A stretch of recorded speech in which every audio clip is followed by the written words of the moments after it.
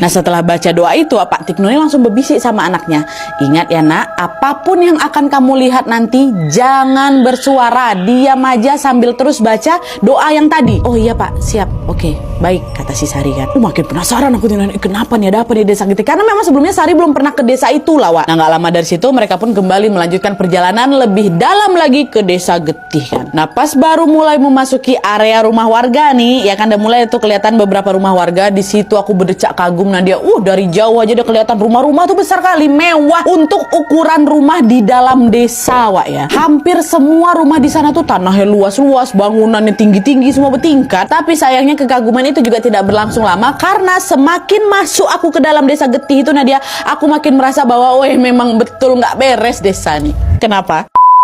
Jadi waktu si Sari ini lebih mengamati lagi rumah-rumah mewah itu dengan jelas Wak, Sari baru tahu, Sari baru sadar kalau di setiap rumah-rumah besar warga di sana selalu ada makhluk penunggunya yang terang-terangan menampakkan dirinya di hadapan Sari. Betengge semua depan-depan tuh Nadia. Dan seramnya lagi, setiap rumah yang dilewati sama Sari itu sosok penjaganya juga beda-beda Wak. Di rumah pertama aku tengok ada macam ular gitu, ular kepalanya besar kali Nadia, lagi ngelingkar gitu di atas atap tuh kan. Lalu di rumah kedua Sari nengok ada banyak monyet putih bergelantungan dia dekat salah satu pagar di sana, dan ada salah satu monyet di situ pakai mahkota. Jelas dia bukan monyet biasa ya kan, pakai mahkota dia. Terus di rumah ketiga ada lagi macam buaya gitu. Terus di rumah keempat ada macam banyak kali tokek katanya. Banyak kali tokek besar-besar bertebaran di depan pagar tuh. Dan puncaknya Sari juga melihat ada sesosok manusia berpakaian baju besi seperti panglima perang gitu Wak. Tapi dari pusat sampai ke kaki tubuhnya itu kuda. Jadi sosok itu setengah manusia setengah kuda. Bayangkan sama kalian itu, tengok sama gue. Berbagai penampakan itu membuat Sari takut lah tentunya. Wih astagfirullahaladzim, gitu-gitu takut juga si Sari. Lalu karena dia nggak sanggup melihat semua sosok itu kan, akhirnya di sepanjang perjalanan sebelum nyampe ke rumah Bu Sumi itu aku pejamkan aja mataku. Nah dia nggak pernah aku tengok-tengok lagi kan, takut. Nah sampai beberapa saat motor yang dikendarai sama Pak Tikno ini pun tiba-tiba berhenti.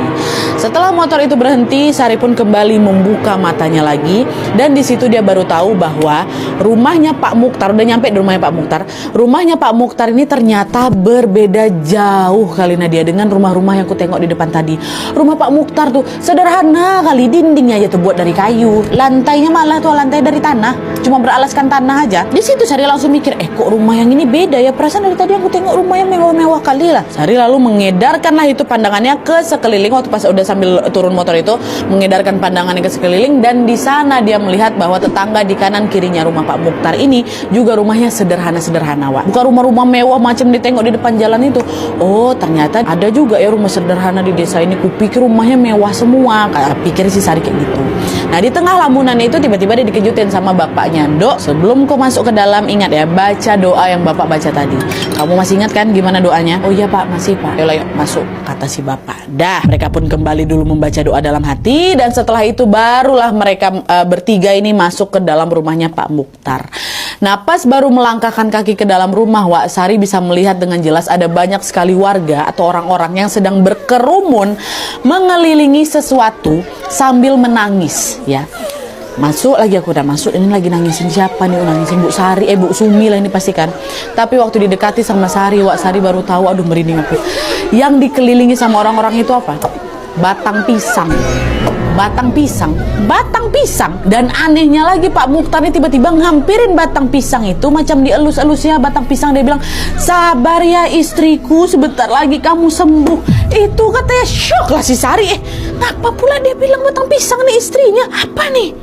Ada apa nih? Belum sempat rasa kaget itu mereda Wak, Sari kembali dibuat tercengang lagi karena beberapa warga di sana, warga berkerumun itu ternyata lagi menyuapi batang pisang itu Wak sama berbagai makanan. Batang pisang tuh disuapin pisang, dikasih nasi, macam-macam Wak. Pokoknya macam disuapin lah batang pisang tuh. Yang namanya batang pisang tuh yang makanannya dikasih meluncur lah, dia jatuh ke bawah ya kan, merosot kan. Itu yang ku tengok Nat, itu mereka nyuapin batang pisang. Kenapa orang-orang nih udahlah tadi batang pohon dipeluk-peluk sama Pak Mukhtar, sekarang malah disuapin. Tapi karena Sari ingat sama pesan bapaknya tadi, udah dia memilih untuk tidak berkomentar apa-apa dan tidak melakukan apa-apa. Ingat Sari, kalau kau mau ikut kau jangan ngomong apa-apa, jangan melakukan apa-apa. Itu pesan bapaknya kan.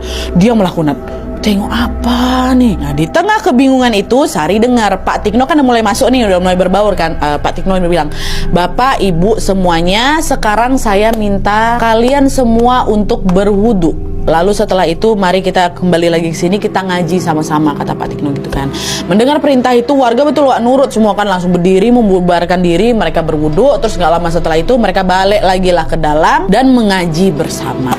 Nah, ketika bacaan doa itu dilantunkan Wak, pada saat itu tiba-tiba dari sudut lain rumah itu Sari lihat Sari kan memang IndiHome kan, dia lihat ada dua sosok makhluk berjubah hitam gitu, tubuhnya tinggi dan dia mau sampai langit-langit. Dan kalian tahu dia lagi ngapain? Lagi nyeret cewek, Wak. Lagi nyeret seorang wanita dengan sebuah rantai besi.